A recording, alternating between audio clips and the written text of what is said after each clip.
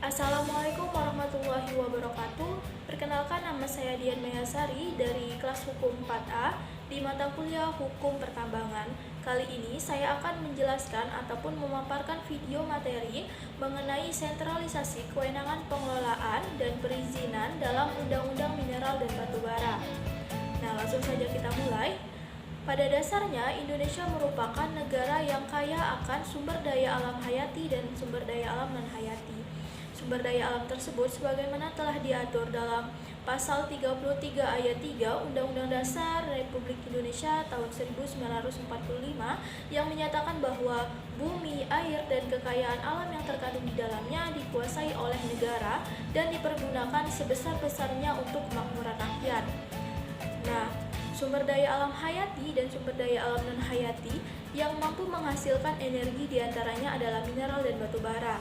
Mineral dan batu bara merupakan sumber daya yang memiliki arti penting dalam memenuhi kebutuhan serta hajat hidup orang banyak.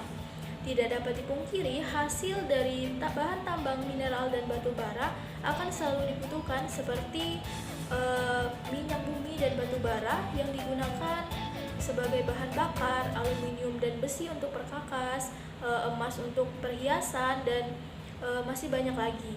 Nah, di Indonesia, subsektor mineral dan batu bara memegang peranan penting bagi pembangunan nasional guna untuk mendukung pertumbuhan perekonomian, untuk meningkatkan penerimaan negara bukan pajak atau NPNBP.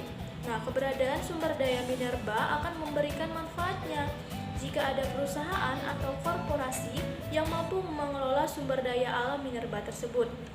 Nah, usaha di bidang mineral dan batu bara adalah industri padat modal, padat resiko, dan padat teknologi.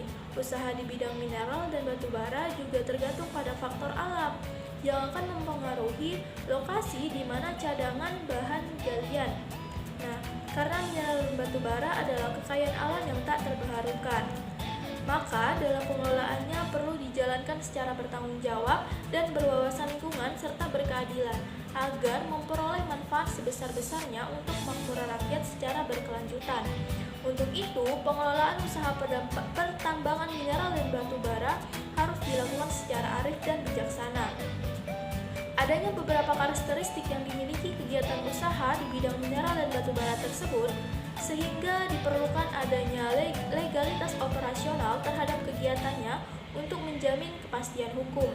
Awal mulanya, hak menguasai negara atas mineral dan batu bara dilaksanakan berdasarkan Undang-Undang Nomor 11 Tahun 1967 tentang ketentuan-ketentuan pokok pertambangan. Nah, lalu yang akan kita bahas selanjutnya yaitu mengenai perbandingan kewenangan pengelolaan dan perizinan pertambangan berdasarkan undang-undang lama dan undang-undang yang baru.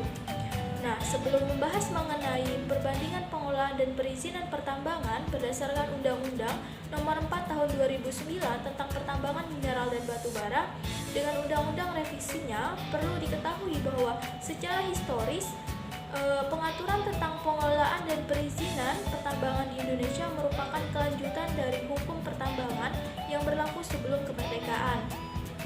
Setelah 15 tahun merdeka, Indonesia baru membentuk Peraturan Pemerintah Pengganti Undang-Undang atau Perpu Nomor 37 Tahun 1960 tentang pertambangan yang kemudian menjadi undang-undang, yakni Undang-Undang Nomor 37 PRP tahun 1960 yang berlaku pada tanggal 14 Oktober tahun 1960. Nah, selanjutnya setelah 42 tahun berlaku, Undang-Undang Pertambangan diganti dengan Undang-Undang Nomor 4 Tahun 2009 tentang pertambangan mineral dan batu bara atau disebut dengan Undang-Undang Minerba 2009 yang telah merubah kebijakan di bidang usaha pertambangan mineral dan batu bara.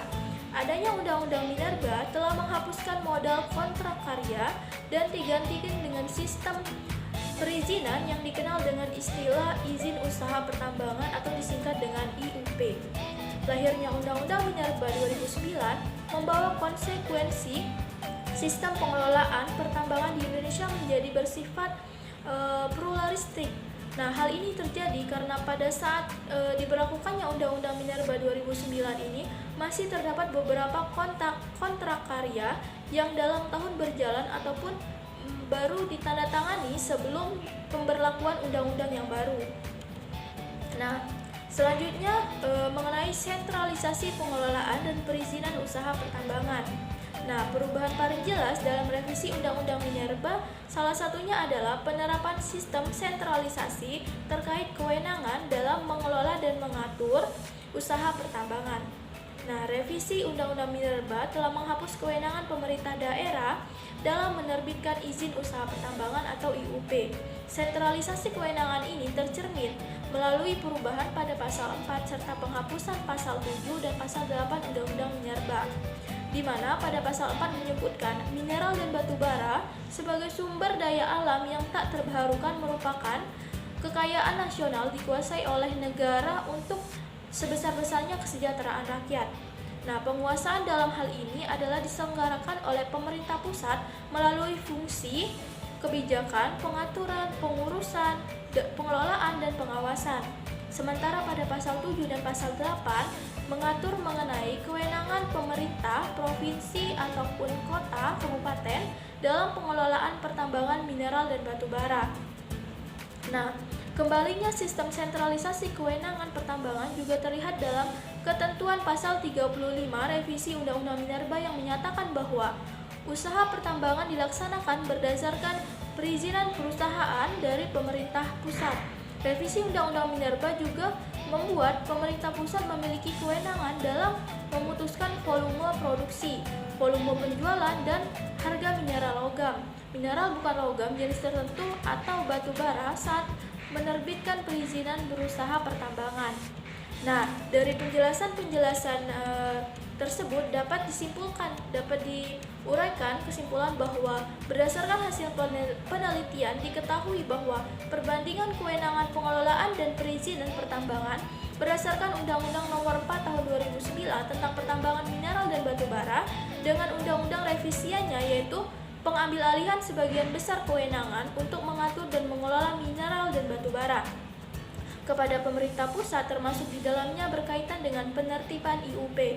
Revisi terhadap Undang-Undang Minerba merupakan bentuk langkah penyederhanaan perihal perizinan usaha pertambangan. Namun dikhawatirkan kebijakan yang memudahkan pelaku usaha ini menyebabkan makin banyaknya kerusakan lingkungan yang ditimbulkan akibat aktivitas usaha pertambangan. Walaupun memang daerah diberikan 0,5% dari hasil kegiatan pertambangan, hal ini tidak sebanding dengan besarnya resiko kerusakan, baik lingkungan sosial maupun ekonomi yang akan dialami pasca pertambangan. Karena tidak ada jaminan bahwa perusahaan sebagai pelaku usaha akan menata kembali kondisi alam seperti semula. Kebijakan di bidang mineral dan batu bara tersebut mempunyai tujuan yang baik, namun perlu disiasati dengan sistem pengawasan yang baik juga. Nah, hal ini bertujuan agar pelaksanaan kebijakan tersebut bisa berjalan sesuai tujuan yang ingin dicapai, yaitu penyederhanaan perizinan pertambangan. Nah, baiklah, sekian penjelasan materi dari saya. Saya akhiri, wassalamualaikum warahmatullahi wabarakatuh. Terima kasih.